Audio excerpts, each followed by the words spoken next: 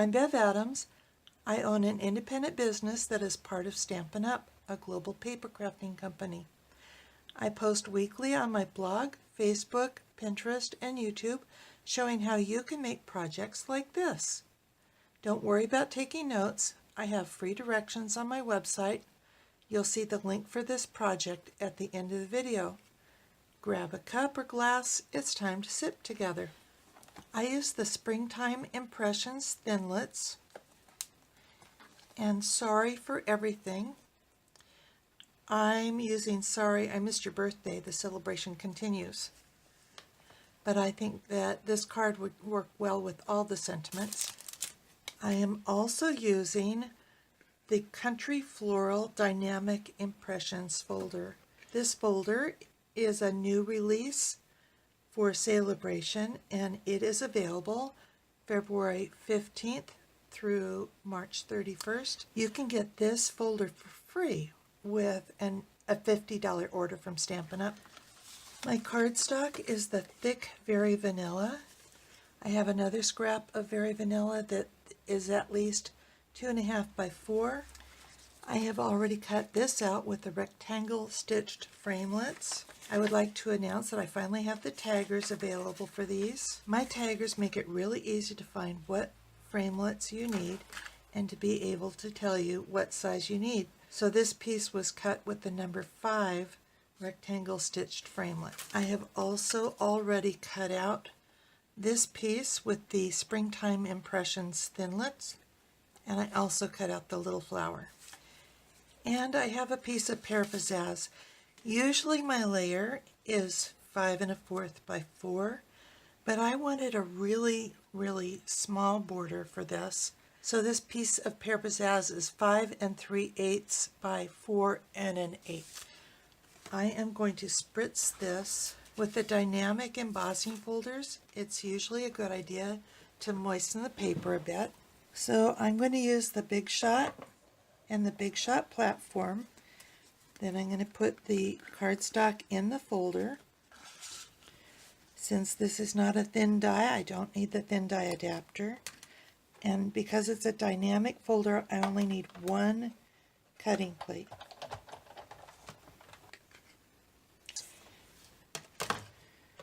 I just love this. And really, it's almost a shame because we're going to be covering up a lot of this. I'm going to go ahead and put this on the card front.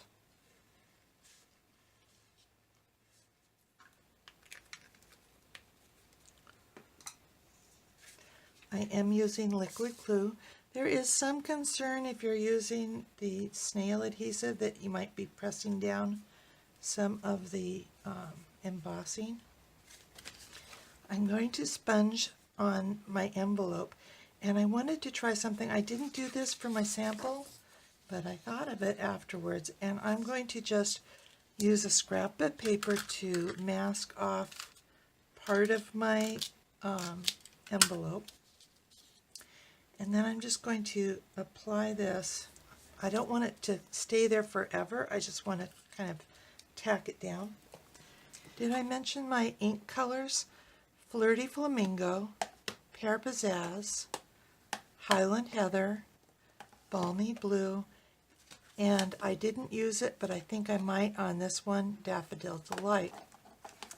And so I have sponge daubers for each of those colors. I think it's going to be easiest to start with the Pear Pizzazz because it's kind of hard to figure out from here what's what. So I'm going to sponge the leaves, and all of the leaves are kind of on the outside edge of this die.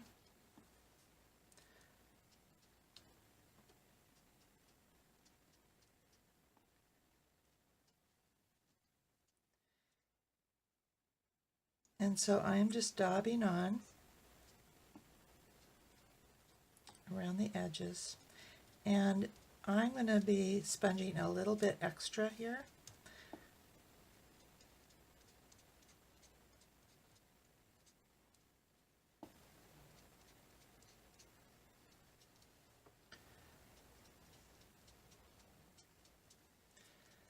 So there's not really any leaves on this inside portion.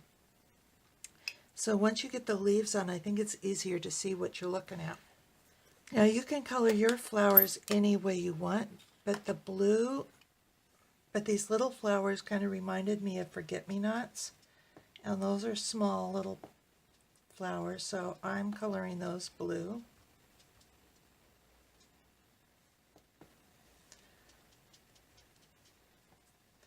So any of those small flowers are kind of easy to spot. I'm doing the roses in Flirty Flamingo. And those roses are pretty easy to spot.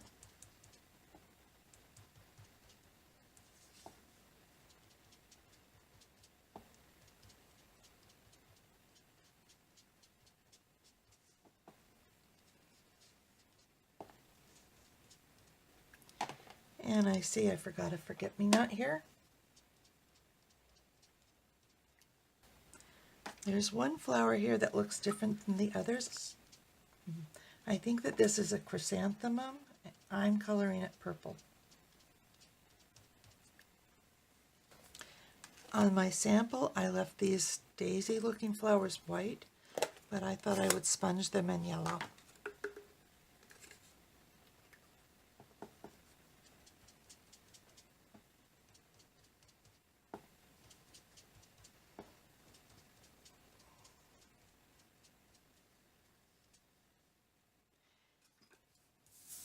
And don't forget this little one that's separate.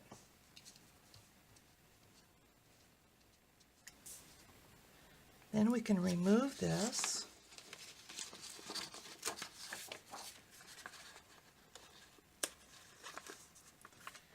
And there's a little bit of adhesive on here.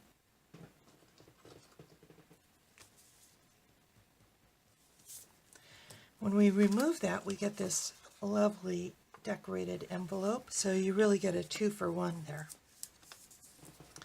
I'm going to bring in my silicone mat. I could use the snail,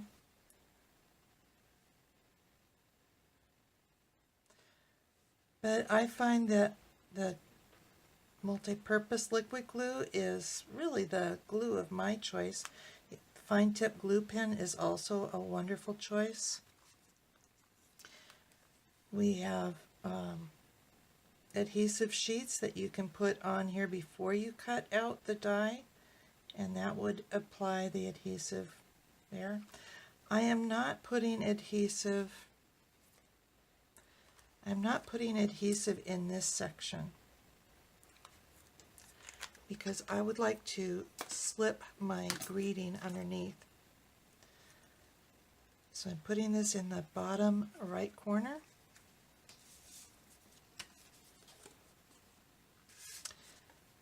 And speaking of greeting, I need to stamp that. You could really use any color, but I'm using the Highland Heather.